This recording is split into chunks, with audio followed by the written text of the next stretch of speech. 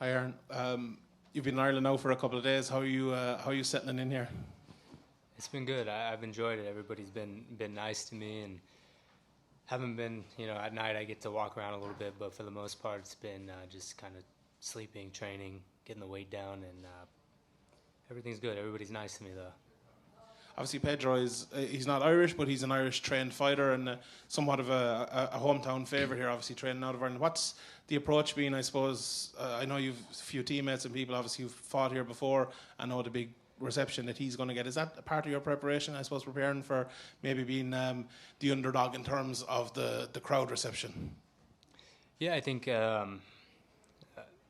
I haven't ever done this in my career as far as in MMA. Of course, in wrestling, I've been all over the world and I've wrestled, but I think as a MMA fighter, it's good for my development because I'm sure in the future I'm going to be in people's backyards and fighting, and they always say that the Irish are some of the best fans in the world, and I want the opportunity to put on a show in front of them. So it's going to be good. I'm excited though. But it doesn't play any. I mean, I wrestled all over the world all my life, and the fans can't fight for him. His coaches can't fight for him, so it doesn't make a difference. Just him and I locked in there.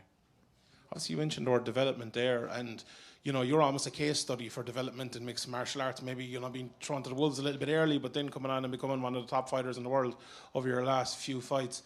If you're like, let's say, someone like a Bo Nickel now coming through, or other younger fighters coming through that are top prospects, like you are and obviously still are, what would your advice be to them? Like, would it be to take it slow? Would it be to go straight at it and from the very start and aim for the top at the very start? Or what would your advice be? Yeah, my advice would be is to develop, and I mean, there's no rush to. If everybody looks at John Jones and is always like, I want to be the youngest, I want to do this. I mean, but that's an exception. That's one guy, and you have to just take it. Your journey's different. I kind of made that mistake early on, was saying I want to be a champion early on, but this game is evolving so much, and everybody's good. There's no rush. You'll be champion in due time when it's the right time for you. Like I said, just take your time, the right fights, and because it's a pain in the ass to get your confidence back. I mean, for me, I had to really dig deep, surround myself with good people, and come back, because my confidence was shot for a long time, and it's coming back for sure. Obviously, you had another bit of a setback then. Obviously, it was a shoulder injury, so maybe something a little bit different. And then you had the performance last time. You said afterwards that maybe you weren't as happy with that performance as the ones in the past. Are you at kind of a stage now again where you have to bounce back again from maybe obviously the loss it wasn't a real loss, it was more of an injury loss, and then maybe a performance against someone who you maybe would have been expected to beat pretty easily, that obviously went to decision and all that. Do you feel like this is maybe the third chapter of your career? Well, I think the last fight, the decision was, what was the decision, 29, 27? I mean, it was a unanimous decision, so I beat him up pretty good. It just was hard to get out of there. But I'm not understanding your question. What is your question? So, like, obviously you had the setback with the injury, and like you had the setbacks early in your career. Before the injury, you were in like a great win streak, and you're improving in every fight. Do you feel like it set you back, or are you still on the same trajectory upwards? I don't think it set me back at all. I mean, I came back. Look at my year that I had. I had surgery, and then 4 months later, I was back in the cage and fought a tough guy. I mean, he's never been stopped ever in his life. So, yeah, he was tough, but I think I did good. I fought him on a week's notice. That's very difficult to do, and I feel good. Everything's clicking. I'm where I'm supposed to be for sure. So with certain injuries like dislocations and stuff, often you hear people having a mental block sort of coming back. Yeah. Did you do anything specific to get over that, or? Yeah, with all due respect, I don't really want to talk about the injury anymore. I mean, it's past it. My shoulder's strong. I just fought a couple of months ago, and God willing, it stays in. But if I have that in my mind, there is no mental block. I proved in my last fight that I threw with my left hooks as much as I could, and landed some hard shots. So my shoulder's strong. You just did it by winning, basically, yeah? Yeah, for sure. Yeah. And there's still a lot of hype on your name, of course. Like you're making up for lost time a little bit, a short amount of time.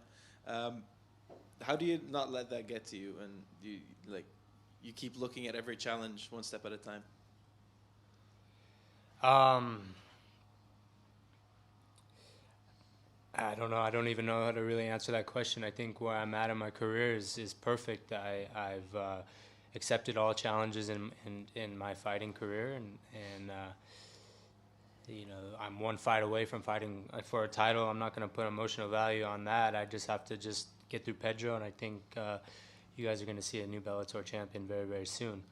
But we all know what the task at hand is Saturday, and I got to go in there and put on a dominant performance. Do you have your team look at places to go afterwards, since you're fighting abroad? No, just I want to get this victory, go back and get back home, see my son, and ride my horses. That's all I'm really focused on, honestly. I just want to miss my son, and I'll see him when I get home. But I want to go home with a victory, and it's always nice when you come home with a win. Is there still a location you have on your bucket list that you want to fight at? Oh, that's a good question. I don't know. I like fighting. I want to go back to Madison Square Garden. That's where I want to go.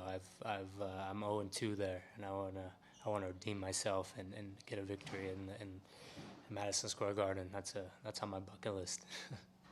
Yeah. Rick? Hi, Aaron. Rick Wright, Albuquerque Journal. How are you? I'm doing well. How are you? Good, good. Jackson Wink is spread kind of thin this weekend, at least geographically. You got Michelle and Dan Argueta fighting in Vegas, and you in Dublin. Who's over there with you? Who's cornering for you on Saturday? The usual: Greg Jackson, Brandon Gibson, and Jordan Burkholder. As you said before, you're not a stranger to jet lag and fighting internationally. Having Greg over there, who's cornered all over the world, does that help you at all? Yeah, I mean, I love the coaches that I have in my corner. I've worked with Greg and Brandon I think we're going on 10 fights now, so it's the longest, it's a lot of fights we have under our belt, and I'm excited. I'm excited the team that I have here, and I'm comfortable, I'm healthy, training camp went good, so Saturday night I'm looking forward to the fight, and it's my birthday, so I hope it's a great birthday on Saturday. Happy birthday. Thank you. Without giving anything away, of course, what do you see in Carvalho? What does he bring? I'm sorry, can you repeat the question? I didn't hear you. Without giving strategy away or anything like that, what do you see in Carvalho? What does he bring to the fight? No, I don't. There's really no secret to my style. My style is going to come forward and look to break him. And he looks to do the same thing, but I feel like my pressure is going to be a little too much for him. My wrestling, my striking.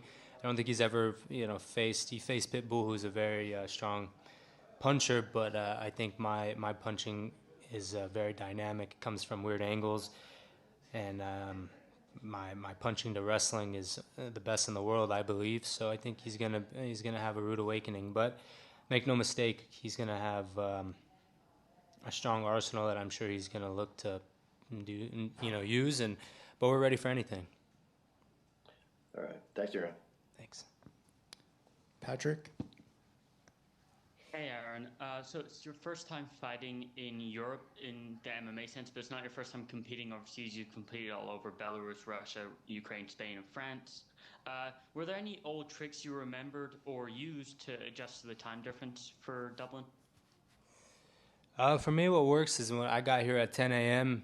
On Tuesday, and I basically just stay up probably till 1 in the morning, and then go to sleep. And then I kind of just do it that way. I don't take naps or anything like that. That usually seems to work for me.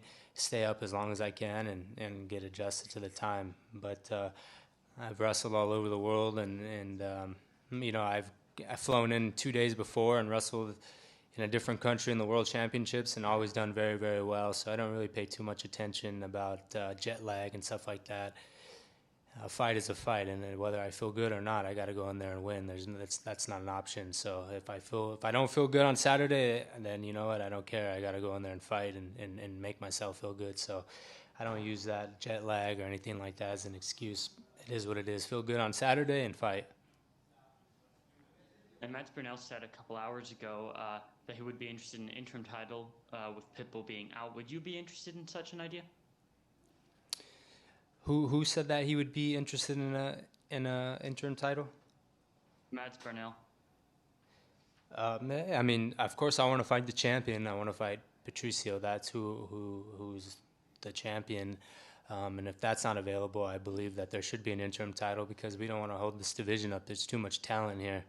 And if I need to fight for the interim title and then Patricio gets healthy, and then we fight for the title, I think that's ultimately what I would love. I'd love to share the cage with Pitbull, especially a legend like him. He's done great things in Bellator. And if there's one guy to beat in this organization, that's him. And I'm looking, and I want to do it.